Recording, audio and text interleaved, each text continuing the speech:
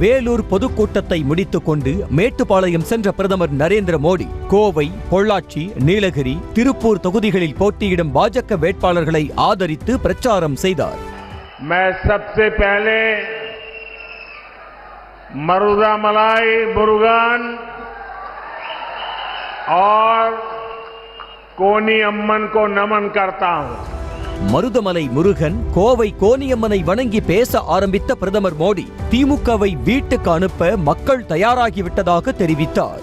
திமுகவை தோற்கடிக்கும் சக்தி பாஜகவுக்கு மட்டுமே உள்ளது என்ற அவர் பழங்குடியின பெண்ணை குடியரசுத் தலைவராக்கியதை கூட திமுக எதிர்த்ததாக கூறினார்.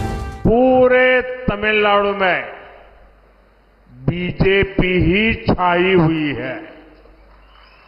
हर कोई कह रहा है डीएमके की विदाई बीजेपी और एनडीए के द्वारा ही होगी.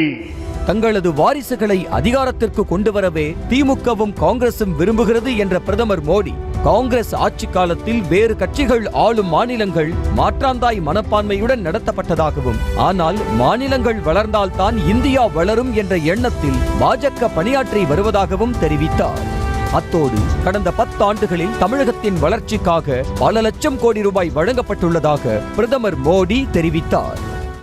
डीएमके और कांग्रेस जैसी फैमिली पार्टियों का एक ही एजेंडा रहता है, किसी भी तरह झूठ बोलकर सरकार में बने रहो.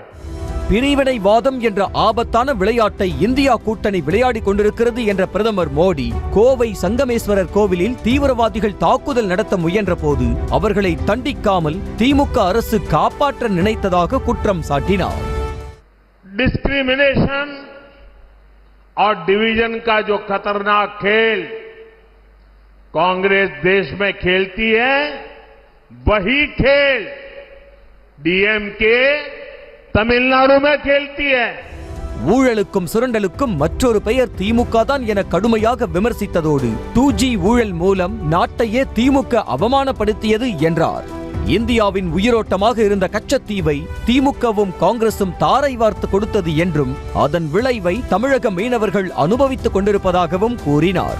एक हफ्ते पहले हमने कच्चातीव का मुद्दा उठाया. सरकारी दस्तावेजों से ये बात खुली कि कैसे कांग्रेस और डीएमके ने मिलकर तमिलनाडु का एक हिस्सा दूसरे देश को दे दिया.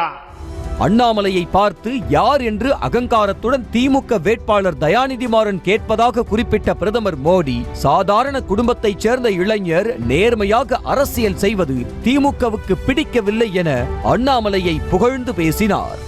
डीएमके सत्ता के अहंकार में डूबी हुई पार्टी है, तो डीएमके नेता ने अहंकार में कहा, कौन है वो अन्नामलाई, हु इज दैट, और अपमानजनक शब्दों का इस्तेमाल किया.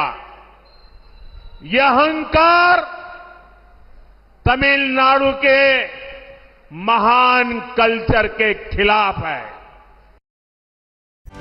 செய்திகளை உடனுக்குடனும் துல்லியமாகவும் தெரிந்து கொள்ள சப்ஸ்கிரைப் பண்ணுங்க.